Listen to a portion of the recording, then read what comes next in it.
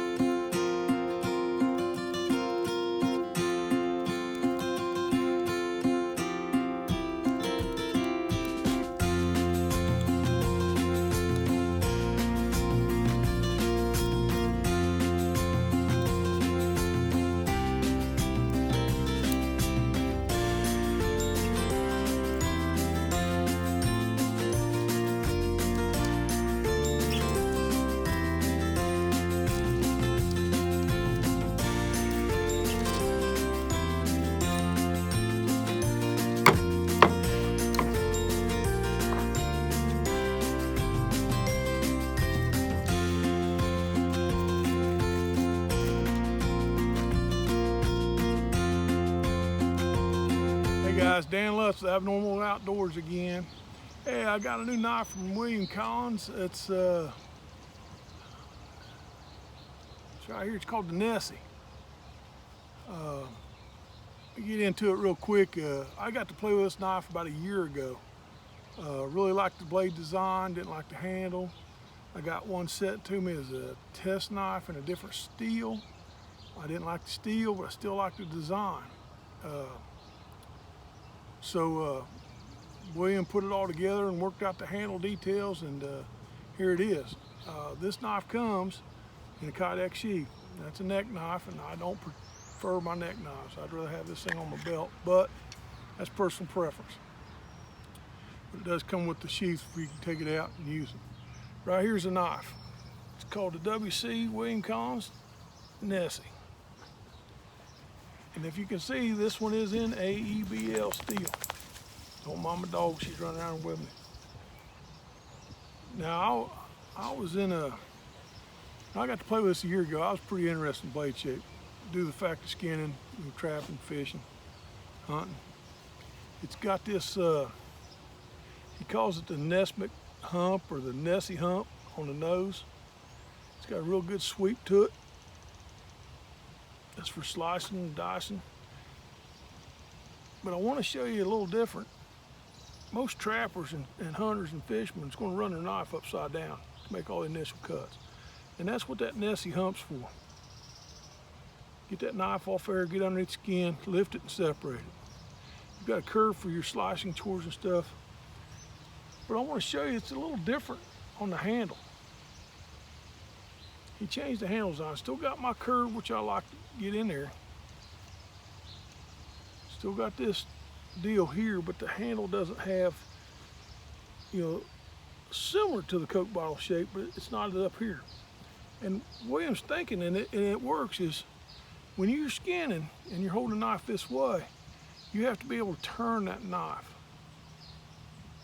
like that, going up the legs, round stuff, And so he rounded it right in here, almost like a broom handle, but still giving my thumb choil, which will still give me my push. So it's, I'm pretty excited about this knife. If you're a hunter, fisherman, trapper, small game, I mean, I do a full-size deer with this, no problem. But it was, I want to show you the other thing is, it's flexible, not killer flexible. It's not a fillet knife, but on this video you'll see me filleting fish with this knife. But it's more based on a boning style knife, which is just, that's right up my alley. I really like this knife. I brought out the WC NK to show you the kind of subtle differences, you know. You can kind of see them on the sizes like that, but you can see that the handles are a little bit different shape. If you guys can see that, but they'll give you a reference of size wise. The NK handle's a little bit bigger, but they're still big enough, you know, that I don't have hand fatigue with this knife. I've done a ton of carving with this knife, guys. I wanted to see how it did through the wood, because it's like a, in my opinion, it's like a boning knife. But you guys can take a look at that. I mean, the thing went around the knots. It dug out what it was supposed to do. Call my dirt spoon here. You can kind of see it. See the curves I got it, you know, managed to achieve with this knife. Here's my little coffee spoon. Call it the cat spoon. It looks like a little cat. But you can see it made the curves. And the deal with is this point right here lets you make the turn when you're carving. When you get the knife too thick this way, it don't has a tendency not to want to turn. So, but with this thing's turn, it's crazy. I've done probably 15 fish with this knife. I've did a lot of carving. I just made a beaver hoop. This is all natural materials. You know, I cut this wood. This is mulberry. I actually had to thin it to make the turn. This is all natural cordage on here, the actual bark. This thing's strong as a rock. It was all made by this knife. So I wanted to see if I could take what I prefer. Here's a smaller one for your muskrats or squirrels or whatever. I didn't debark this one. But to me, you know, like I said, I'm narrowing on the boning knife. This is a prep knife. This is a camp chore companion, man.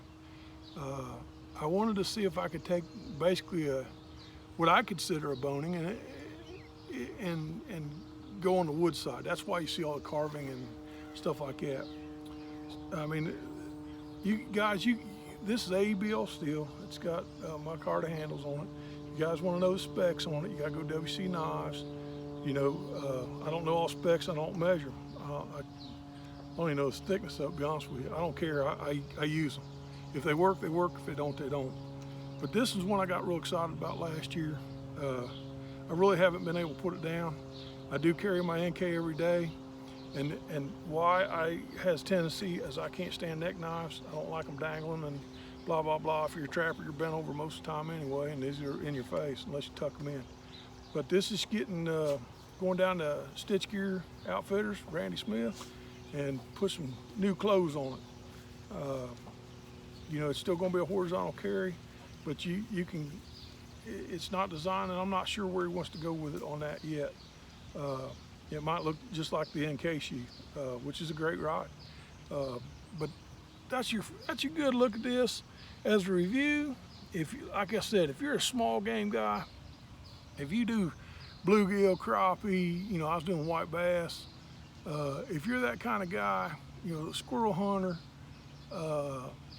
you know, rabbit hunter, like I said, I wouldn't hesitate to do a big full-size deer with this, no problem, because it is a small boning knife. It's small. William kept the handle big enough, got good grip on it, long enough, didn't shorten it up. Like I said before in my past videos, these guys make shorter blades, they make the handle too short. This got the right handle on it. Small blade, a lot of control. I've mentioned this in the past. I love smaller knives, bigger handles, smaller knives, because there's a lot of control, a lot of detail work. You know, trappers, you know, when we get around knives that don't work and you slice and you slip, it costs you money. You know, you can tear up your meat by not, you know, preparing it right. So I'll be carrying this a long time. So there's your good look at the ABL. I mean, like I said, if you guys are looking for an alternative to the NK, or you can throw this with your SK, man, keep this, you know, on your size SK when you're sitting around camp and you're preparing meals. It's got the slice and dice, man. I mean, it's wicked.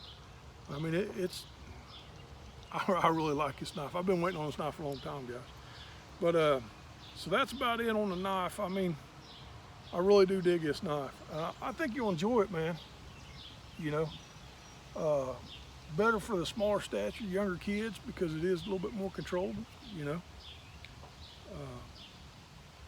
But yeah, the other thing I want to bring up, I don't know the dates, but you can look it up. I'll be going to the Blade Show in, well, daggone, Atlanta, Georgia. I'll be there with Randy from Stitch Gear Outfitters, Wayne Collins from WC Nice, Blackie Thomas is going to be there from Shaman Forge Bushcraft. If I could talk straight today, it'd be good. I did get wind Mike Denny's going to be there. So guys, I don't know the booth. I'm sorry about that. But you guys, if you're going to the Blade Show, man, stop by, give us a shout, man. I'd like to see you there. It's my first year going to Blade Show. I'm excited. So guys, I think we're going to have a good time down there. We're going to see all kinds of crazy knives. I mean, what I've seen on YouTube and stuff like that, they got a spectrum of knives down there. So I'm anxious to go. So guys, I hope to see you there. And remember, have a blessed day. And have fun. Get out there and get you some knives, man. Let's do some playing. Guys, thanks for all the reviews. Thanks for all the good comments and stuff like that. We'll see you on the next video. Bye.